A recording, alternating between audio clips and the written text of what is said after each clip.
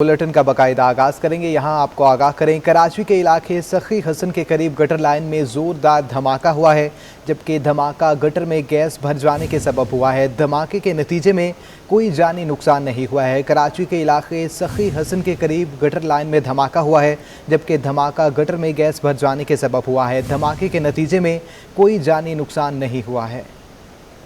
आपको बता रहे हैं, कराची के इलाके सखी हसन के करीब गटर लाइन में धमाका हुआ है। धमाका गटर में गैस भर जाने के सबब हुआ है।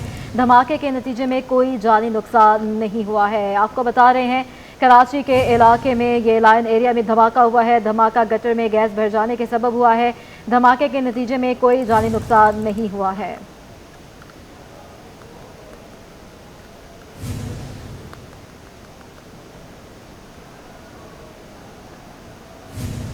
धमाके में ताहाल कोई जानी नुकसान नहीं हुआ है, जबकि दूसरी जानिब धमाका सीवरेज में गैस भर जाने के बायस पेश आया है और सखी सरवर के करीब यह धमाका हुआ है। गैस भर जाने के बायस ये धमाका हुआ, जबकि कराची के इलाके सखी हसन के करीब गटर लाइन में धमाका हुआ है। धमाका गटर में गैस भर जाने के सबब हुआ। धमाके के नतीजे में कोई जानी नुकसान नहीं हुआ है।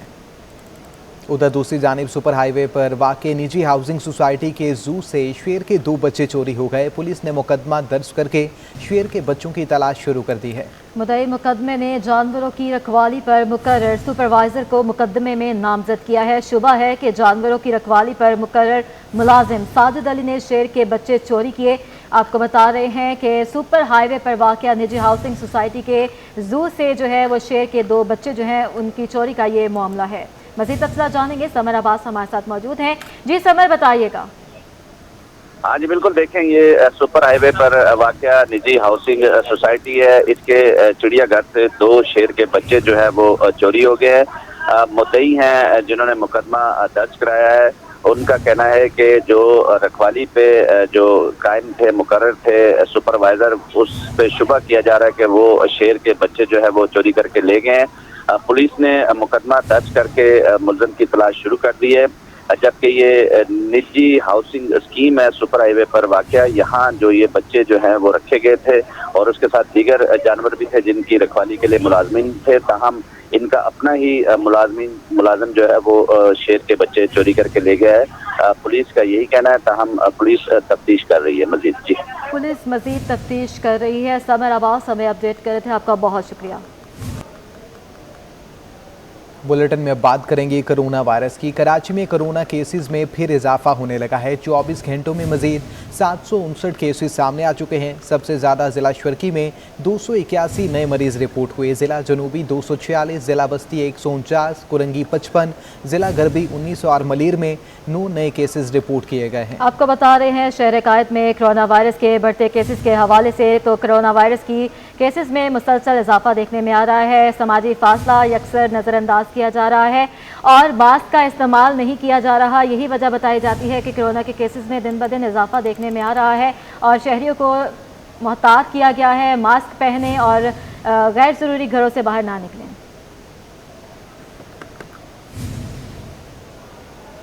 कराची में ओमिक्रॉन बेकाबू होने लगा है। एक दिन में 21 अफराद में कोरोना के अफ्रीकी किस्म की तस्दीक हो गई है। शहर में ओमिक्रॉन मरीजों की तादाद 100 और 200 से भी तजावुज़ कर चुकी है, जबकि वबा से बचाव के लिए वज़ीर आला सिंध का एहतियाती तदाबीर अपनाने पर जोर भी दिया गया है। वैक्सीन कराने की हिदायत भी कर दी गई हैं। ओमिक्रॉन और कोरोना वायरस से बचाव के लिए सरकारी और निजी सतह पर वैक्सीनेशन का अमल जारी है। डॉक्टर ईसा लेबॉर्ट्री में की जानिब से मेडिकल कैंप में 400 से ज़ायद अफराद को बूस्टर डोज लगाई गई हैं। तफसीलात इरफान अब्बासी की इस रिपोर्ट में। शहर कायद में ओमिक्रॉन से सरकारी और निजी इदारे ने बर्दा आजमा है। Doctor Isa laboratory and diagnostic की जानिब से Karachi chamber of commerce and industry में फ्री मेडिकल कैंप का इनेकाद किया गया, जिसमें मरीजों के चेकअप किए गए। यहाँ पर हमने कराची चैम्बर ऑफ कॉमर्स के जितने भी मेंबर्स हैं उन सब के लिए एक फ्री मेडिकल कैंप का इनेकाद किया है, जिसके अंदर हमने मुख्तलिफ अपनी सर्विसेज को जो है वो पेश किया है। फ्री कैंप में ब्लड के मुख्तलिफ टेस्ट के साथ बोन मैरो टेस्ट, शुगर और ब्लड प्रेशर भी चेक किया गया। हमारे पास डिफरेंट टेस्ट है, जिसमें कि हमारे पास शुगर का टेस्ट है, कोलेस्ट्रॉल का टेस्ट है, इसके अलावा हमारे पास बोन का टेस्ट हो रहा है, BMD का टेस्ट है। इसके अलावा हमने कंसल्टेशन मुख्तलिफ जो है अपने साथ इंगेज किया है। मेडिकल कैंप में 400 से ज़्यादा शहरियों ने फाइजर की डोज भी लगवाई। कराची चैम्बर एंड कॉमर्स के अरकान ने डॉक्टर ईसा लिबर्टी की काविश को सराहा। रिपोर्ट आपने मुलाहजा की, आगे बढ़ें आपको आगाह करें। कराची सब्जी की सूरत हाल बदतरीन और ताजिर बेहाल हो चुके हैं।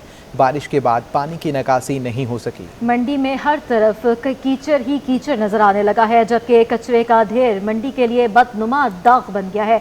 वसीम इफ्तिखार की रिपोर्ट देखते हैं। कीचड़, गंदगी और गलासत ये मनासिर हैं कराची सब्जी मंडी के। शहर की सबसे बड़ी सब्जी मंडी में बारिश के बाद शहरियों का पैदल चलना आजमाइश बन गया। हर तरफ फैली कीचड़ और गंदगी से हर कोई परेशान नजर आया। बहुत हालात ख़राब है, इतना ख़राब है कोई हिसाब ही नहीं पूछो। सही है, कोई गडोर नहीं है, 5-5 दिन गाड़ी खड़ा रहता है, हालात इतना ख़राब है जी। सही। ताजिर कहते हैं कि मार्केट कमेटी फ़ी गाड़ी 800 रुपये टैक्स लेती है, लेकिन ताहाल मंडी के मसाइल हल करने में नाकाम है। और यहाँ से जो है ना मार्केट कमेटी जो है पर गाड़ी का जो है ना 800-900 रुपये डेली का उठाते हैं। आप खुद देख सकते हैं, मेरे मार्केट कमेटी से यही दरख्वास्त है कि जो है ना मंडी का जो ये सूरत हाल है, इस सूरत हाल का जो है ना मार्केट कमेटी जिम्मेवार है। ताजरों के लिए सब्जी मंडी में जहां कारोबार करना मुश्किल हो गया है, वहीं मार्केट इंतजामिया गफलत की नींद सो रही है। कैमरामैन शेर फराज के हमरा वसीम इफ्तिखार, सिटी 21।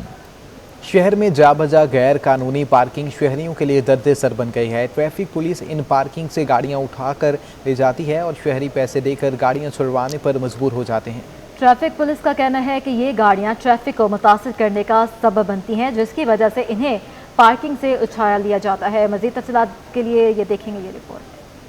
शहर में जगह जगह बनी गैर कानूनी पार्किंग ट्रैफिक जाम की तो बड़ी वजह है ही, मगर शहरियों को पार्किंग फीस की अदायगी के बावजूद ट्रैफिक पुलिस की जानिब से गाड़ियां उठाए जाने के बाद जुर्माना भरने और गाड़ियां वापस लेने की परेशानी भी उठानी पड़ती है। इन पार्किंग में रोजाना सैकड़ों की तादाद में गाड़ियां पार्क की जाती हैं। ट्रैफिक पुलिस के मुताबिक ये गाड़ियां ट्रैफिक जाम का सबब बनती हैं। दूसरी तरफ शहरियों का कहना है कि ट्रैफिक पुलिस इनको गैर कानूनी पार्किंग के नाम पर तंग करती है। हमारी गाड़ियां बिला वजह पार्किंग से उठा ली जाती हैं। ट्रैफिक पुलिस के एहलकार शहरियों से बिल्कुल ताउन नहीं करते।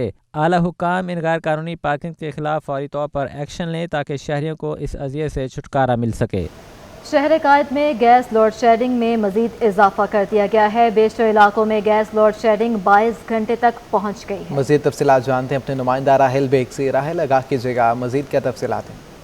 जी बिल्कुल, इस वक्त शहर कायद में जो गैस बहरान है वो शिद्दत इख्तियार करता जा रहा है। इस वक्त भी शहर को 300 FFCDM गैस की कमी का सामना है और कराची के बेशतर इलाकों में इस वक्त भी 22 घंटे से ज़्यादा गैस की लोड शेडिंग की जा रही है, चाहे वो घरेलू सार्फिन हो या कमर्शल हो। दोनों सतहों पर इस वक्त गैस की कमी का सामना है। जैसे ही सर्दी की शिद्दत में इजाफा होता है तो कराची वालों को गैस की कमी का भी सामना रहता है और जिसकी वजह से शदीद मुश्किलात रहती है। अगर कराची के इलाकों की बात की जाए जिसमें सुरजानी टाउन, नॉर्थ कराची, इसके अलावा PCHS, लियाकताबाद, कोरंगी समेत बेशतर ऐसे इलाके हैं कि जहां पर गैर एलानिया लोड शेडिंग भी जारी है और इस वक्त गैस की जो लोड शेडिंग है वो 22 घंटे से तक जा पहुंची है, जिसकी वजह से शहरियों को बहुत सी मुश्किलात का सामना है। लोगों का यही कहना है कि जब सुबह काम के लिए घरों से निकलते हैं तो उस वक्त भी नाश्ता नहीं मिलता है। काम से फरागत के बाद जब घरों पे जाते हैं तो उस वक्त भी गैस ना होने की वजह से खाना बाहर से मंगवाना पड़ता है, जिसकी वजह से लोगों का जो बजट है वो भी आउट हो रहा है। जबकि सोई सदरन गैस का ये कहना है कि कुछ तकनीकी मसाइल की वजह से गैस की बंदिश का सामना है, जिसे हल करने की कोशिश की जा रही है और इस वक्त भी शहर के बेशतर इलाकों में गैस की सूरत हाल कुछ बेहतर नहीं है। गैस की जो लोड शेडिंग है उसका दौरानिया मजीद। ठीक है, बहुत शुक्रिया आपका राहिल बेग। आगे बढ़े, आपको बताएं कि शहर कायद को सरसब्ज बनाने की काविशें अरूज पर पहुंच गई हैं। CVU की साहिली पट्टी पर घास लगाने का सिलसिला जारी है। चंकी मुनकी से निशान पाकिस्तान पार्क तक हर सू हरियाली होगी। अब होगा कराची का साहिल भी बैनुल अक़वामी तर्ज का। CVU की साहिली पट्टी पर पार्क की तामीर का काम ताहाल जारी है। साहिली पट्टी पर चंकी मंकी पॉइंट से लेकर निशान पाकिस्तान पार्क तक घास लगाया जा रहा है। सैयद गनी ने तहरीक इंसाफ की पार्टी पोजीशन खत्म करने का मुतालबा कर दिया है। कहा कि सबको चोर कहने वाले वज़ीर-ए-आज़म इमरान खान फॉरेन फंडिंग में खुद चोर साबित हो चुके हैं। वज़ीर इत्तलात सिंध के मुखालिफिन को बल्दियाती बिल पर असम्बली में बातचीत की दावत। हमने जो लोकल गवर्नमेंट कानून बनाया है 2013 में बनाया है, अभी नहीं बनाया, उसके अंदर कुछ तरामीम की हैं और उन तरामीम के ज़रिए 2013 के कानून को हमने बेहतर किया है कि कोई भी कानून जो है वो आसमानी सहीफ़ा नहीं है, हर कानून में बेहतरी की गुंजाइश होती है। हम अगर कोई भी बेहतर तजवीज़ आएगी तो उसको कंसिडर करने को तैयार हैं। फॉरेन फंडिंग केस में स्क्रूटनी कमेटी की रिपोर्ट जारी हुई और किसी भी सियासी जमात को किसी भी बैरून मुल्क से फंडिंग देने की इजाज़त नहीं है। तो से मुतालबा करते थे कि ये असरअंदाज हो सकते हैं तहकीकात के ऊपर। इमरान खान साहब को फौरी तौर पर इस्तीफ़ा देना चाहिए ताकि जो संगीन किस्म की बेज़ाब्तगियाँ हैं, करप्शन के इल्ज़ामात हैं, उसकी साफ और शफाफ तहकीकात हो सके। सोशल मीडिया के ज़रिए पता चला कि यहाँ पर जो हमारी एक नालायक नाइल अपोजिशन है, उनका एक कोई व्हाट्सएप ग्रुप है जिसमें इनके तमाम MPs हैं और उन्होंने जो आपस में गुफ्तगू की है, जो मनसूबाबंदी की है, वो ये थी कि जो असम्बली का सेशन ये बुलाने जा रहे हैं या बुलाएंगे, उसमें इन्होंने वज़ीर आला सिंध के ऊपर हमला करना है और उसमें मुख्तलिफ अपने मेंबरान को तैयार रहने का हुक्म दिया है। मैं ये समझता हूँ कि इस मुल्क की, इस सूबे की और हम सब की बदनसीबी है कि इस किस्म के लोग असम्बलियों में मुसल्लत कर लिए गए हैं। MQM हकीकी के चेयरमैन अफाक अहमद कहते हैं कि कराची पर होने वाले मुजालिम में विफाक और सिंध बराबर के शरीक हैं। लोकल गवर्नमेंट बिल शहरी इलाकों के साथ मुस्तकिल मौसबाना रवैया है। बल्दियाती बिल के तहत 26 टाउन्स बनाने गए, लेकिन इनके काले कानून को हम पहले ही मुस्तरद कर चुके हैं। एक सवाल के जवाब में आफाक अहमद बोले, बानी MQM इन्हें अलबत्ता इनके बाक़ियात से राब्ता है। सिंध में नए बल्दियाती कवानीन के खिलाफ आफाक अहमद ने भी जद्दोजहद का ऐलान कर दिया। सूबे के दीगर शहरों में भी जाने का अंदिया दे दिया। कराची में अपनी रिहाइश गाह पर प्रेस कॉन्फ्रेंस में आफाक अहमद ने वफाक और सूबाई हुकूमत को तनकीद का निशाना बनाया और लोकल गवर्नमेंट बिल मुस्तकिल मुतसबाना रवैया करार दे दिया। इस बल्दियाती जो बिल पास किया गया उसको हमने रद्द किया था और शहरी अवाम के खिलाफ उसको हमने करार दिया था और हमने कहा था कि ये शहरी अवाम के खिलाफ है और कराची के वसाइल और कराची के इंतज़ाम पर कब्जा करने की एक और भोंडी कोशिश है। आफाक अहमद ने जमात इस्लामी के एहतजाज पर तंज किया और बोले, उन्हें कोई वहाँ ले गया है। वहाँ तक तो नाबीनाओं ने एहतजाज किया तो किसी को नहीं जाने दिया। ख़वातीन टीचर ने एहतजाज किया तो उन्हें वाटर कैनन से जो है वो भगा दिया गया। इस रेड जोन में जाहिर है कि कोई लेकर गया है। बानी MQM के हवाले से सवाल पर चेयरमैन MQM हकीकी ने कहा कि उनसे नहीं, अलबत्ता बानी MQM की बाकियात से रवाबित हैं। तो महाजिर कौमी मूवमेंट, मैंने कहा कि ये सिर्फ मेरी जमात नहीं है, ये उन तमाम लोगों की जमात है जिन्होंने बुनियादी तौर पर महाजिर सियासत से ही अपनी सियासी कैरियर का आगाज़ किया था।